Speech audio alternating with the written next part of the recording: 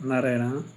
ज्योतिष शास्त्रसँग सम्बद्ध भएका विविध ज्ञानहरूलाई यहाँहरू समक्ष प्रस्तुत गर्ने क्रममा आजको यस श्रृङ्खलामा हामीले हाम्रो नङ, दारी वा कपाल हप्ताका कुन बारहरूमा काट्न सक्छौँ, छुट्याउन सक्छौँ भन्ने जानकारीमूलक विषयवस्तुका साथ म यहाँ उपस्थित भएको छु। हप्तामा 7 बार हुन्छन्: आइतबार, सोमबार, मङ्गलबार, बुधबार, बिहिबार, शुक्रबार र शनिबार।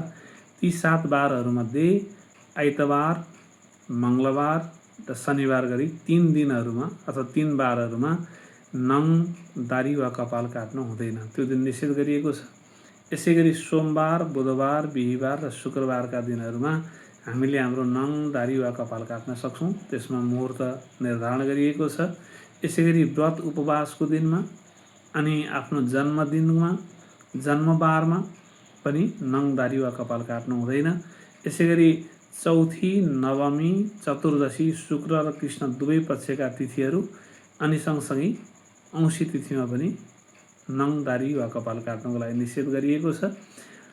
यसै गरी व्रत उपवास बसेको दिनमा अनि सँगै आफैले गर्नुपर्ने वा आफ्नो घरमा आयोजना गरिएको दिन, तिथि श्राद्ध परेको दिनमा पनि हामीले नङ, दारी वा कपाल काट्नु हुँदैन, यसमा पनि निषेध गरिएको छ। यति हुँदाहुँदै हाम्रो दैनिक कार्य सम्पादन गर्ने क्रममा कहिलेकाहीँ आफैले नगरिकन नहुने कुनै कर्महरू परे, मृत्यु संस्कार सम्बन्धीका कामहरू परे, त्यसमा नङ, दारी, कपाल इत्यादि नकाटिकन नहुने अवस्था पर्यो भनेदेखि अथवा अन्य कुनै त्यस्ता कामहरू पऱ्यो भनेदेखि त्यस्तो अवस्थामा आफ्नो मान्यजनबाट आज्ञा लिएर यो सम्बन्धी काममा अगाडि बढ्न सकिन्छ भन्ने मुहुर्त शास्त्रकारहरूले बताउनु भएको छ।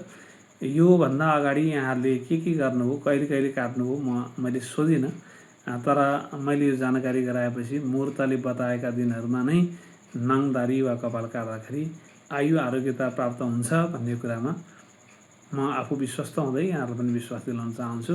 हामीलाई यस्तै किसिमका अन्य सामग्रीहरू पनि हामीले पस्काउँदै जानेछौँ। यहाँहरूलाई आवश्यक पर्दाखेरि फलोअप गर्न सक्नुहुनेछ। हस्, धन्यवाद।